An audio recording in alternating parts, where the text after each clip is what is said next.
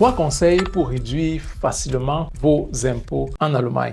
Le premier conseil que je te donnerai ici, c'est de garder toutes tes factures. Tu dois garder toutes tes factures, que ce soit le livre que tu as acheté, tu gardes la facture, le PC que tu as acheté, tu dois garder la facture, les meubles que tu achètes, tu gardes les factures. Si tu fais une formation, garde la facture. Si tu te déplaces, tu voyages, garde les factures. Tu dois garder toutes les factures. Maintenant, ça c'est une chose, mais tu dois également le faire de façon structurée. C'est ce que nous t'apprenons, entre autres, dans notre masterclass, comment garder également ces factures-là, parce qu'il faut dire que lors de cette masterclass-là, nous abordons également l'aspect fiscal. Donc, tu dois les garder de façon structurée et digitale. On te l'apprend pour que ce soit facile pour toi et soit facile à retrouver. Ça, c'est le premier conseil. Le deuxième conseil qui te permettra également de réduire facilement tes impôts en Allemagne, c'est d'investir dans l'immobilier. Tu dois absolument le faire. Tu dois investir dans l'immobilier. Ça va également te permettre de réduire tes impôts.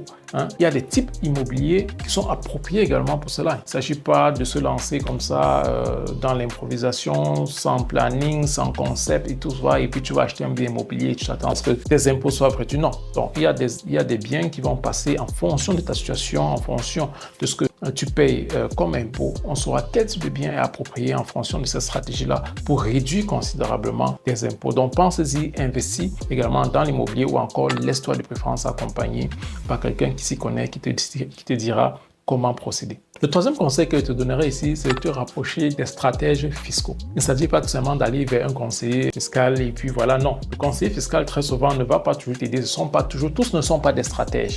Là, quand je parle de stratèges, c'est ceux-là qui mettent des concepts d'optimisation fiscale. Il y en a vraiment très peu qui le font. Très peu qui le font de qualité. Lors de nos masterclass, nous avons également des stratèges fiscaux qui viennent vous dire comment procéder pour optimiser également de façon vraiment très stratégique et de façon très optimale votre fiscalité. C'est pourquoi, comme je disais tantôt, cette masterclass, c'est une masterclass avec plusieurs experts de différents secteurs. Donc, te rapprocher de préférence également d'un stratège comme ça qui va définir un concept d'optimisation fiscale. Ça, c'est très important, il faut le faire.